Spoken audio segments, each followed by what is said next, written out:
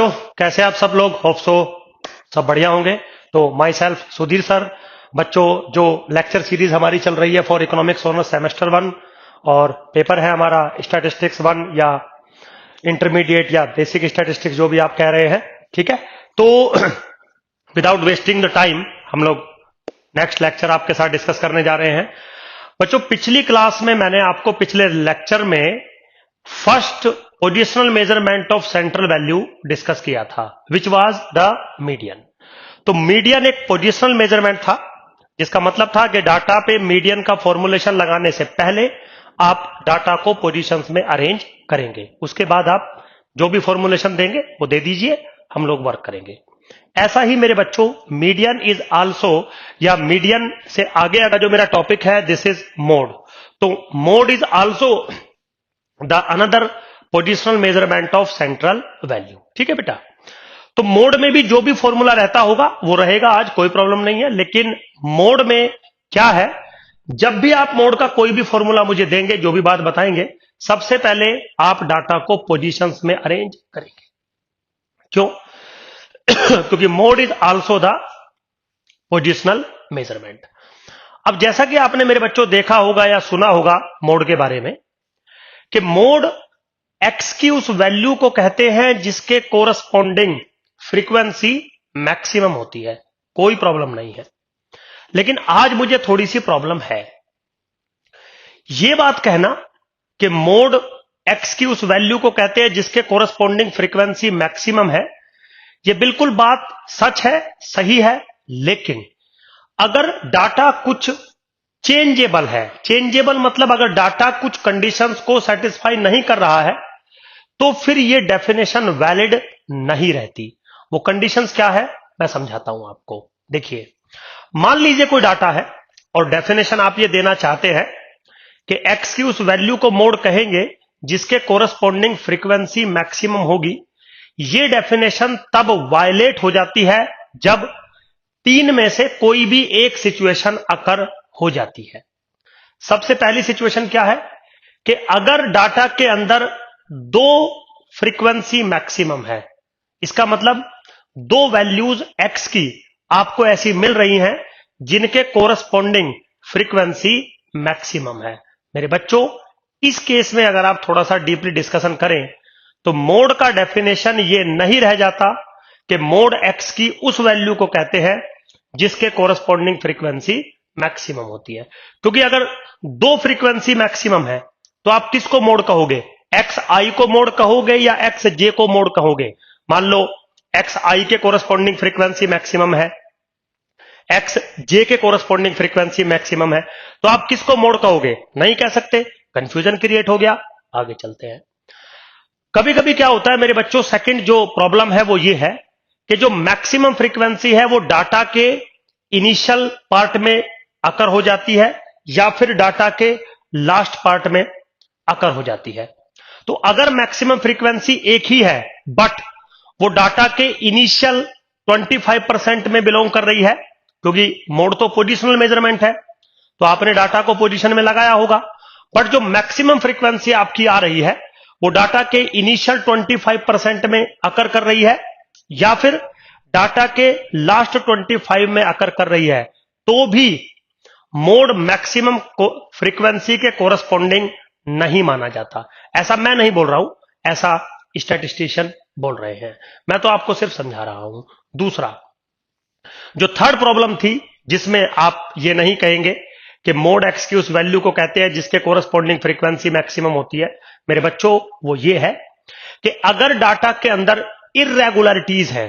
इर्रेगुलरिटी मतलब जैसे आपने डाटा को पोजीशंस में अरेंज किया तो पहले क्या हो रहा है, फ्रीक्वेंसी बढ़ रही है, ठीक है, फिर डिक्रीज हो गई, फिर बढ़ गई, फिर डिक्रीज हो गई, फिर बढ़ गई।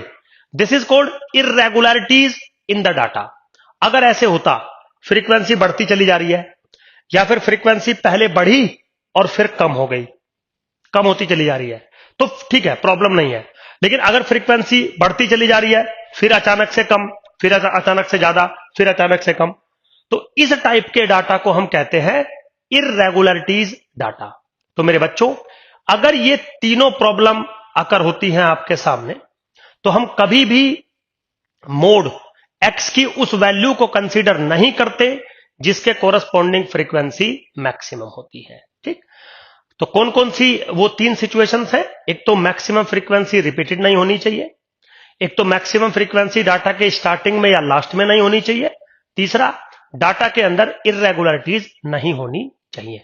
अगर ये तीनों प्रॉब्लम नहीं है तो फिर डेफिनेटली मोड का डेफिनेशन यही है कि mode is the value of x corresponding to which there is a maximum frequency.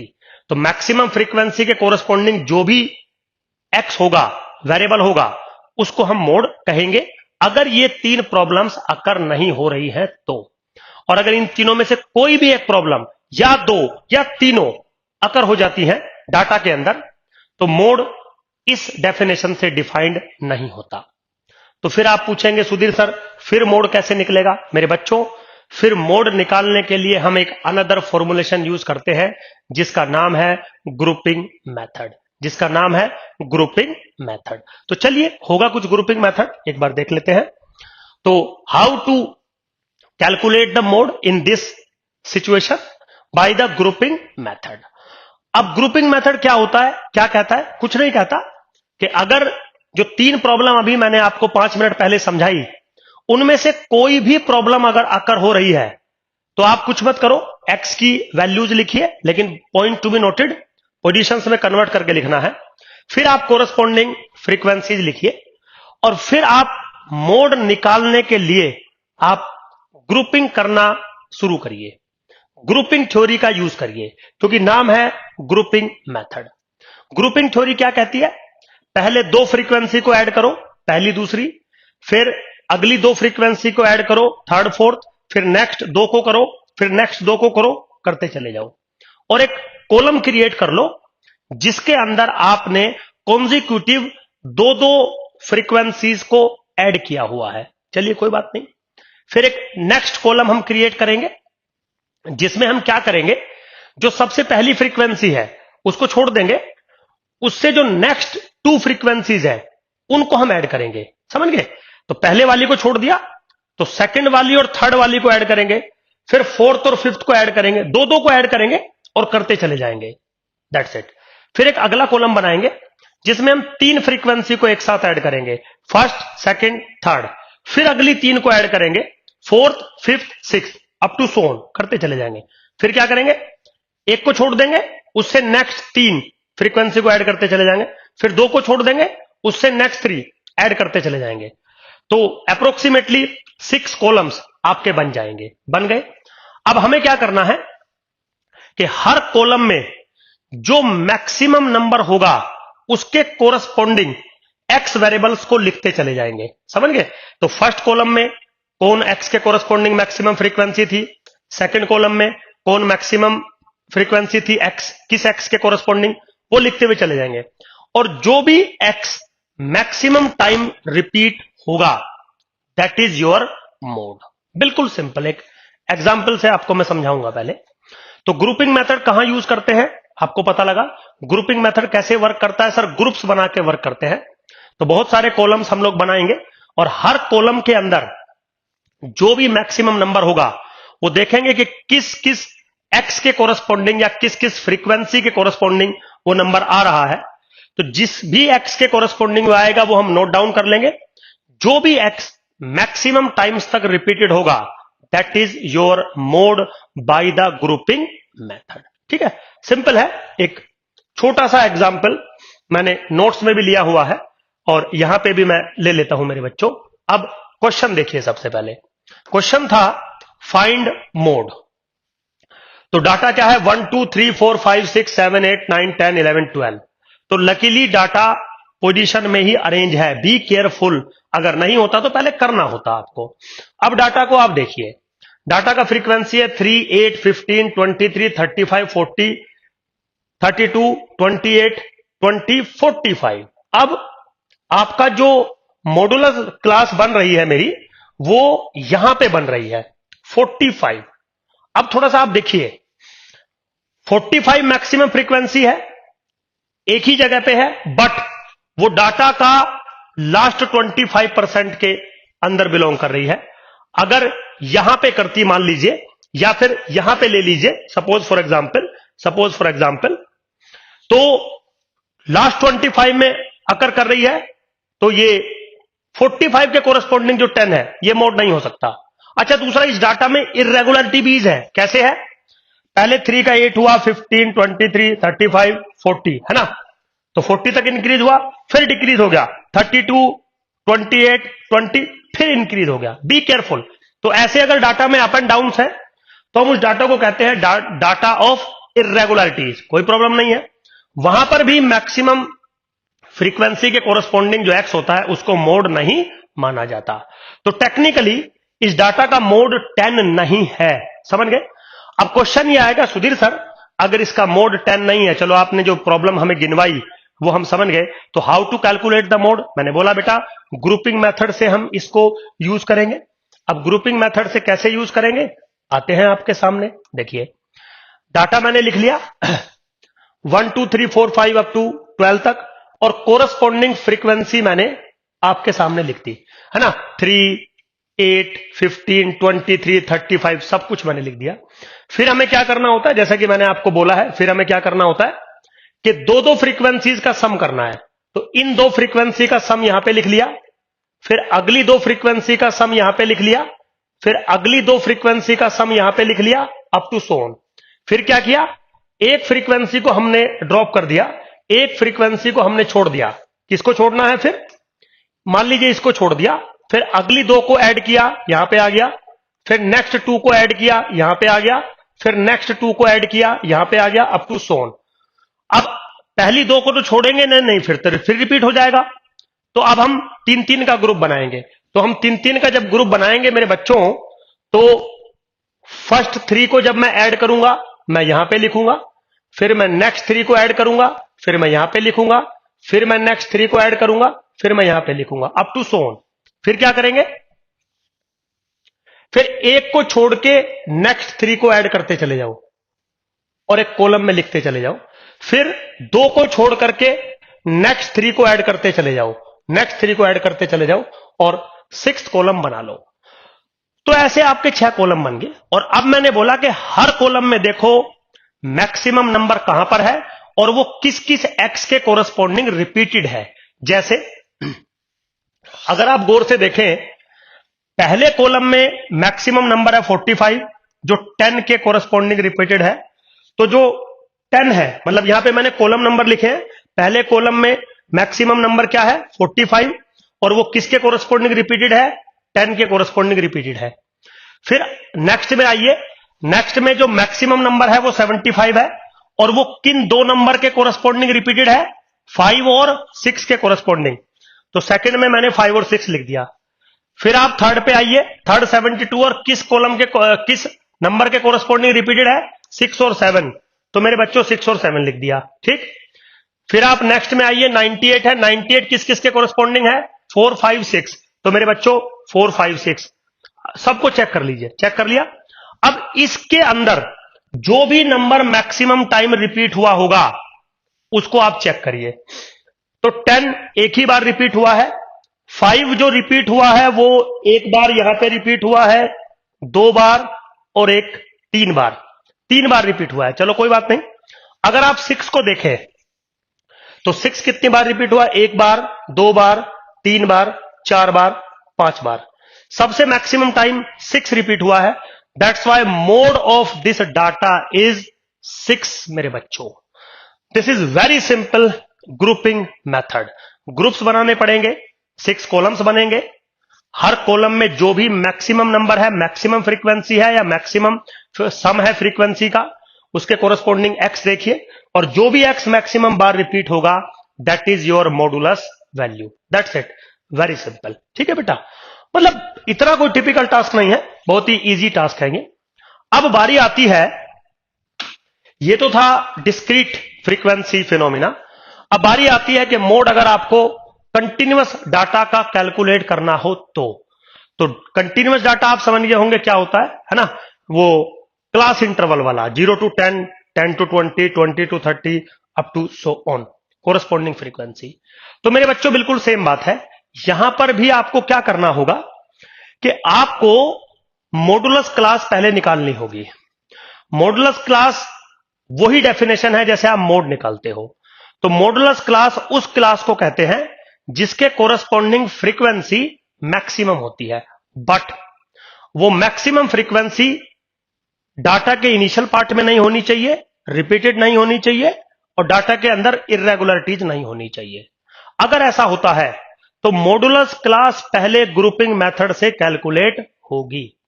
तो पहले आप ग्रुपिंग मेथड लगाएंगे और मॉडुलस क्लास निकालेंगे। जब आपकी मॉडुलस क्लास बन जाती है, मान लीजिए फॉर एग्जांपल, तो मोड का फॉर्मूला बनाया जा सकता है, mode is equal to L1 plus L2 minus L1 upon 2F0 minus F1 minus F minus 1 N/2 minus के CF। बिल्कुल मेरे बच्चों बेहद सिंपल फॉर्मुलेशन है, बिल्कुल बेहद सिंपल फॉर्मुलेशन है। ठीक है बेटा।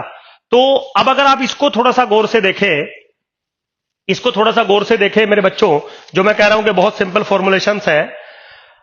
अब यहां पे जो मीडियन में आया था ना N/2 माइनस CF, मॉडुलस में N/2 माइनस CF ना आके F0 माइनस F माइनस 1 एक टर्म आएगी मेरी तरफ से, मतलब मेरी तरफ इन द सेंस कि मैथमेटिशियंस जो N/2 माइनस CF आप करते हो वो F0 माइनस F माइनस 1 से हम रिप्रेजेंट करते हैं।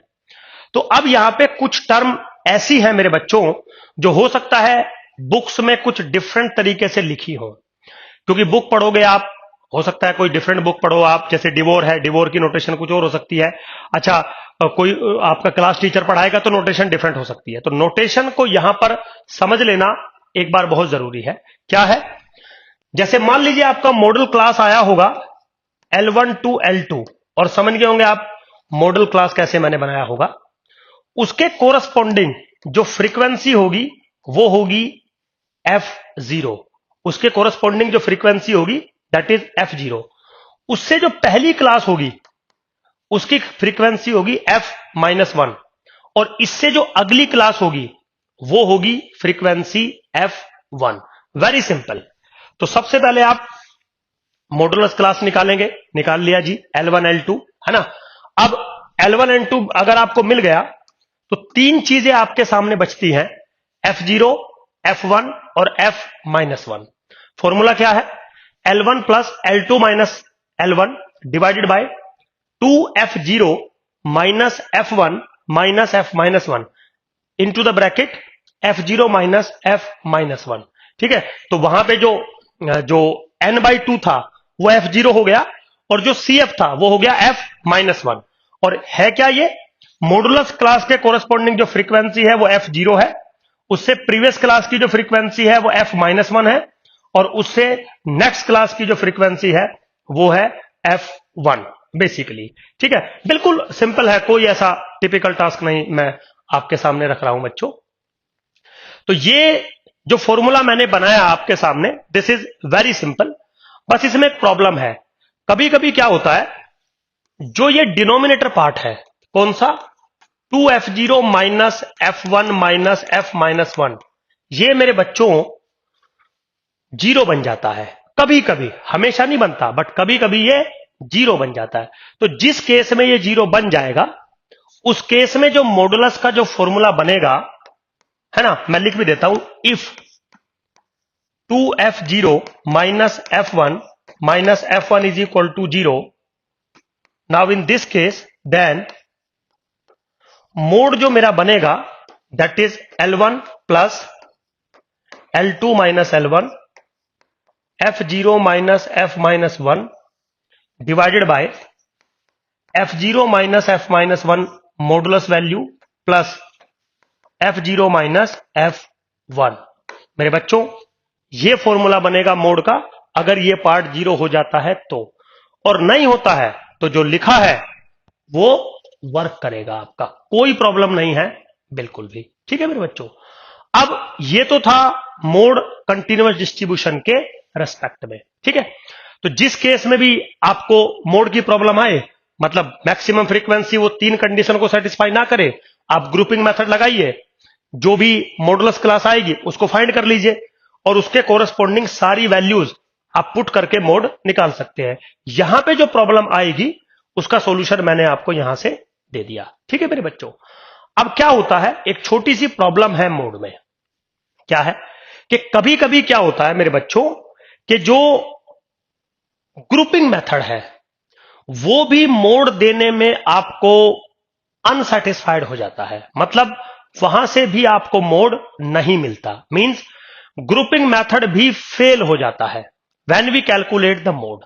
तो अगर मेरे बच्चों ग्रुपिंग मेथड फेल हो जाता है मोड को कैलकुलेट करने के लिए, तो एक एम्पायरिकल फॉर्मुलेशन है मोड को कैलकुलेट करने का, और वो क्या है, mode is equal to 3 median minus के 2 mean. But point to be noted, ये जो फॉर्मूला है मोड कैलकुलेट करने का, ये तभी यूज करना जब ग्रुपिंग मेथड फेल हो जाए। क्यों? क्योंकि this formulation is empirical not mathematical. अब आप सोचोगे सुधीर सर एम्पायरिकल और मैथमेटिकल में ये आपने क्या कर दिया? मेरे बच्चों, अगर ये फॉर्मुलेशन मैथमेटिकल होती तो इसका प्रूफ मेरे पास होता। ये एम्पायरिकल है। एम्पायरिकल का मतलब है कि इस फॉर्मूले का हम यूज करते हैं, यूज कर सकते हैं, 90% डाटाज पर ये वर्क करता है, बट इस चीज का मैथमेटिकल प्रूफ मेरे पास नहीं है, तो उसको हम एम्पायरिकल कह देते हैं कि चलो भाई, अगर आपका डेफिनेशन ऑफ द मोड भी फेल हो गया और ग्रुपिंग मेथड भी आपका फेल हो गया, तो फिर भी मोड तो निकालना ही है ना किसी तरीके से। तो मेरे बच्चों, वो तरीका आपके सामने लिखा है कि मोड फिर आप इस तरीके से कैलकुलेट कर सकते हो, वेरी सिंपल। ठीक है मेरे बच्चों, तो अब तक जो मैंने आपकी क्लासेस ली वो लोकेशन मेजरमेंट या सेंट्रल वैल्यू की हम लोग बात कर रहे थे। मैंने आपको बहुत सारे टाइप की चीजें मेरे बच्चों आपको मैंने पढ़ाई।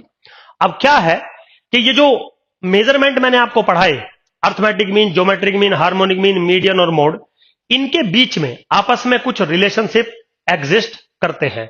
जैसे सबसे पहला, अर्थमेटिक मीन हमेशा ग्रेटर देन इक्वल टू होगा ज्योमेट्रिक मीन के, हमेशा ग्रेटर देन इक्वल टू होगा हार्मोनिक मीन के। ये थंब रूल है बिल्कुल।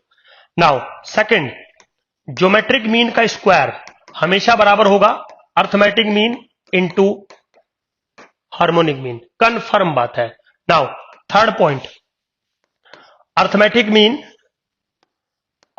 Mean is greater than equal to median is greater than equal to mode, और arithmetic mean is less than equal to median is less than equal to mode.